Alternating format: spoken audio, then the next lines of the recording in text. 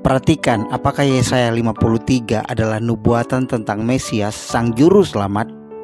Inilah perdebatan Yahudi Kristen selama ratusan tahun. Tetapi pikiran mereka telah menjadi tumpul, sebab sampai pada hari ini selubung itu masih tetap menyelubungi mereka jika mereka membaca perjanjian lama itu tanpa disingkapkan, karena hanya Kristus saja yang dapat menyingkapkannya. Kenapa orang Yahudi melarang Yesaya 53 dibacakan di sinagoga, tempat ibadah mereka? Kitab Yesaya terdapat di kitab Tanakh Yahudi dan di Kristen disebut Perjanjian Lama.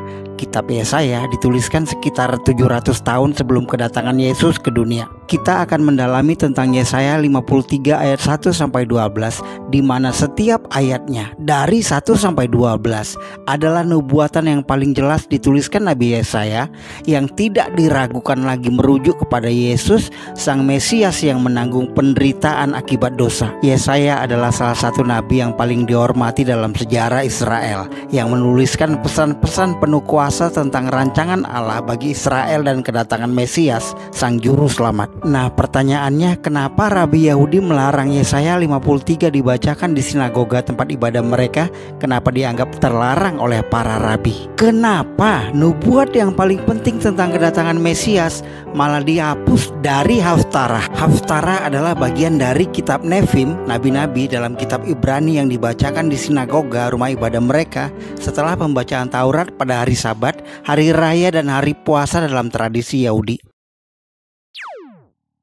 Yesaya 53 tidak lagi dibaca saat Haftarah. Sejarawan Yahudi abad ke-17 Raphael Levi mengakui bahwa dahulu kala para rabi biasanya membaca Yesaya 53 di sinagoga, tetapi karena bab itu menimbulkan perdebatan yang panjang, para rabi memutuskan menghapus nubuat itu dari bacaan Haftarah di sinagoga. Itulah sebabnya saat ini ketika mereka membaca Yesaya 52, mereka berhenti di tengah bab itu, dan minggu berikutnya mereka langsung melompat ke Yesaya 54. Yesaya 53 telah menjadi titik fokus dalam perdebatan Yahudi Kristen selama berabad-abad. Ini disebabkan nubuatan Yesaya di bab 53 itu sangat jelas menggambarkan Yesus dan penyalipannya sebagai Mesias yang dinantikan Israel. Bagi umat Kristen, pasal ini penting dan umum digunakan dalam diskusi tentang kedatangan Kristus.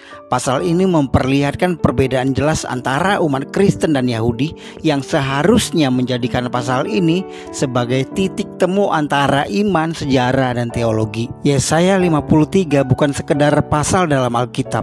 Ini adalah bukti rancangan kasih dan pengorbanan Yesus, Mesias yang diutus. Penderitaannya telah dinubuatkan jauh sebelum ia datang ke bumi, dan hidupnya menggenapi firman para nabi yang menubuatkannya. Ada lebih dari 300 nubuat yang ditulis nabi-nabi tentang kedatangan Yesus. Barang siapa mempunyai telinga untuk mendengar, hendaklah ia mendengar bagi mereka yang mau mendengar.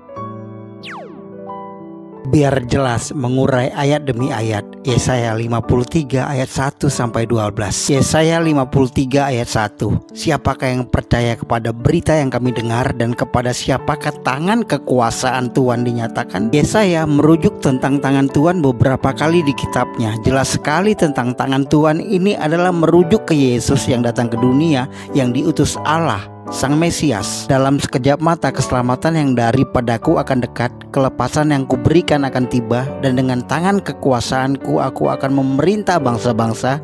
Kepadakulah pulau-pulau menanti-nanti, perbuatan tanganku mereka harapkan. Tentang tanganku ini dituliskan Yesaya juga di Yesaya 52 ayat 10 dan Yesaya 40 ayat 10. Yesaya 53 ayat 2. Sebagai taruk ia tumbuh di hadapan Tuhan, dan sebagai tunas dari tanah kering. Ia tidak tampan dan semaraknya pun tidak ada sehingga kita memandang dia, dan rupa pun tidak sehingga kita menginginkannya. Ia tidak dihormati melainkan berpenampilan biasa. Hal ini jelas menggambarkan Yesus lahir di palungan kandang domba, dibuang ke Mesir, dan sekembalinya ke Israel tinggal di Nazaret, sebuah kota kecil yang gak dianggap. Roh Tuhan ada padaku, oleh sebab ia telah mengurapi aku untuk menyampaikan kabar baik kepada orang-orang miskin, dan ia telah mengutus aku. Yesaya 53 ayat 3, ia dihina dan dihindari orang, seorang yang penuh kesengsaraan dan yang biasa menderita kesakitan.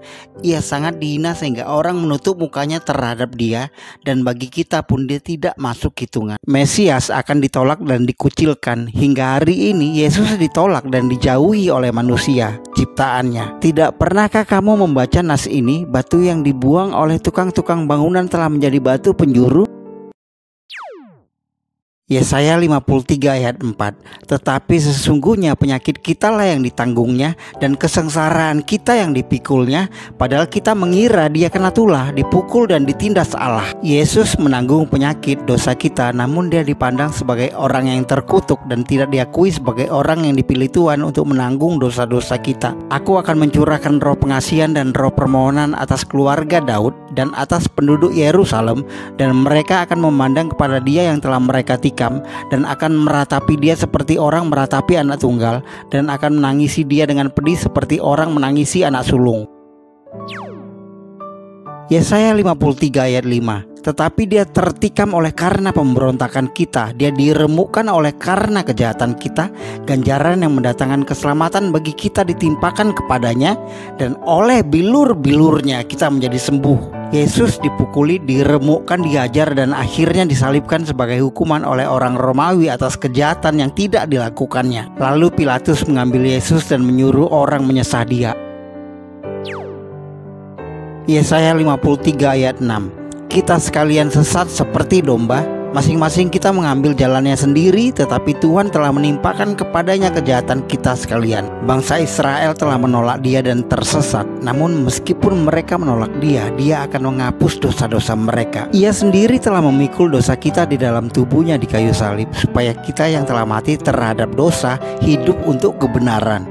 Oleh bilur-bilurnya kamu telah sembuh.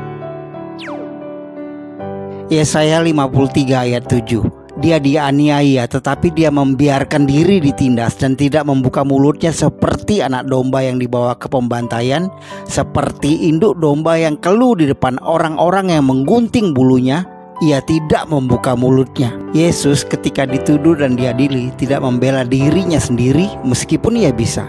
Ia menanggung kesalahan itu agar ia dapat membayar harga atas dosa-dosa kita. Pilatus bertanya pula kepadanya, katanya, tidakkah engkau memberi jawab? Lihatlah betapa banyaknya tuduhan mereka terhadap engkau. Yesaya 53 ayat 8, sesudah penahanan dan penghukuman ia terambil, dan tentang nasibnya siapakah yang memikirkannya? Sungguh ia terputus dari negeri orang-orang hidup, dan karena pemberontakan umatku ia kena tulah. Yesus mati karena pelanggaran-pelanggaran kita. Dia membayar hukum Allah akan dosa kematian. Di kayu salib dia menyelesaikan tugasnya. Sesudah Yesus meminum anggur asam itu, berkatalah ia, sudah selesai. Lalu ia menundukkan kepalanya dan menyerahkan nyawanya. Yesaya 53 ayat 9, orang menempatkan kuburnya di antara orang-orang fasik, dan dalam hatinya ia ada di antara penjahat-penjahat, sekalipun ia tidak berbuat kekerasan dan tipu tidak ada dalam mulutnya. Meskipun ia diperlakukan seperti seorang penjahat saat mati, ia dimakamkan oleh seorang kaya, Yusuf dari Arimatea. Sesudah itu Yusuf dari Arimatea, ia murid Yesus, tetapi sembunyi-sembunyi karena takut kepada orang-orang Yahudi, meminta kepada Pilatus supaya ia diperbolehkan menurunkan mayat Yesus. Dan Pilatus meluluskan permintaannya itu, lalu datanglah ia dan menurunkan mayat itu. Yesaya 53 ayat 10, tetapi Tuhan berkehendak meremukkan dia dengan kesakitan. Apabila ia menyerahkan dirinya sebagai korban penebus salah, ia akan melihat keturunannya, umurnya akan lanjut, dan kehendak Tuhan akan terlaksana olehnya.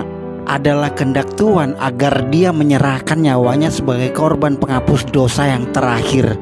Memang itu tujuannya ke dunia, mati untuk membayar dosa. Kalau dia mau melawan, semua tentara Romawi bisa dibutakannya. Sebab Allah mengutus anaknya ke dalam dunia bukan untuk menghakimi dunia, melainkan untuk menyelamatkannya oleh dia.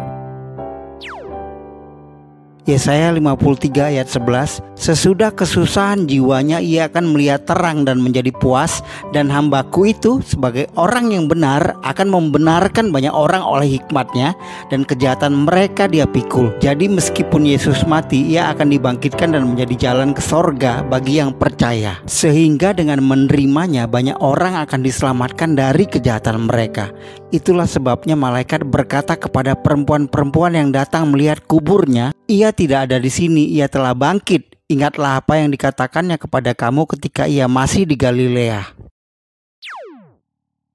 Yesaya 53 ayat 12. Sebab itu aku akan membagikan kepadanya orang-orang besar sebagai rampasan, dan ia akan memperoleh orang-orang kuat sebagai jarahan, yaitu sebagai ganti karena ia telah menyerahkan nyawanya ke dalam maut, dan karena ia terhitung di antara pemberontak-pemberontak, sekalipun ia menanggung dosa banyak orang dan berdoa untuk pemberontak-pemberontak. Pengorbanan Yesus di kayu salib merupakan tindakan perantara, pendamai antara manusia dan Allah. Karena itulah dia menjadi imam besar, sang penebus dosa, sebagai jalan menuju sorga bagi yang percaya. Karena itu ia adalah pengantara dari suatu perjanjian yang baru, supaya mereka yang telah terpanggil dapat menerima bagian kekal yang dijanjikan, sebab ia telah mati untuk menebus pelanggaran-pelanggaran yang telah dilakukan selama perjanjian yang pertama.